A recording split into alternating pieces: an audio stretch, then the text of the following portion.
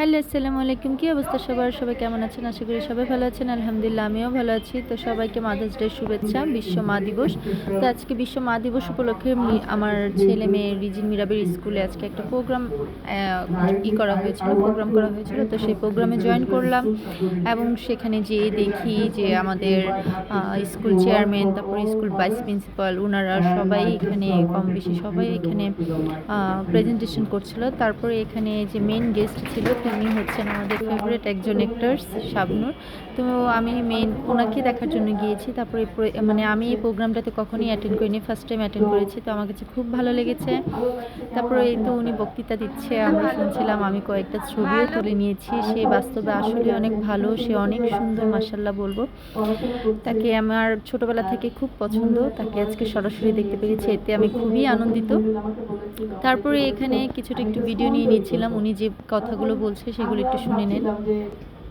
কি হবে আর কি হবে না, তো অনেক কিছু ভাবা ভেবেছে। আমার বোন বললো হ্যাঁ করো, স্কুল করো, এটা একটা ভালো ডিসিশন। তো সে খুব ভালো, তার সাথে যাই বলি না কেন সে খুবই মিশুক একটা মানুষ। তার সাথে কয়েকটা ছবি তুলেছি, সেলফি তুলেছি। এখানে সবাইকে আবার স্ন্যাক্স খাওয়ানোর জন্য ওনারা অ্যারেঞ্জ করেছিল। তারপর এখানে সবাইকে এখানে সকালের নাস্তাটা দিয়েছে, কারণ এখানে সকাল সকাল যেহেতু সবাই অ্যাটেন্ড করেছে এর জন্য। তারপর উনি যে একটা মানে কবিতা বলছিল, আমার কাছে খুবই ভালো লাগছিল, মানে এত সুন্দর করে কবিতাটা বলছিল। শব্দের অকালে লুকানো থাকে গভীর স্নেহ, মমতার অকৃত্রিম ভালোবাসা।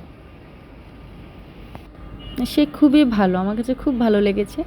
তারপরে এই তো স্কুলের চেয়ারম্যান একটু বক্তৃতা দিচ্ছে, আমরা শুনছি বসে বসে। সে ইংলিশে কতক্ষণ বকবক করছে, বাংলাতে বলছে আর আমরা শুনছি, যেহেতু ইংলিশ মিডিয়াম। তারপরে এই তো সবাই মিলে শাবনূরকে একটু মানে শুভেচ্ছা জানাচ্ছিল।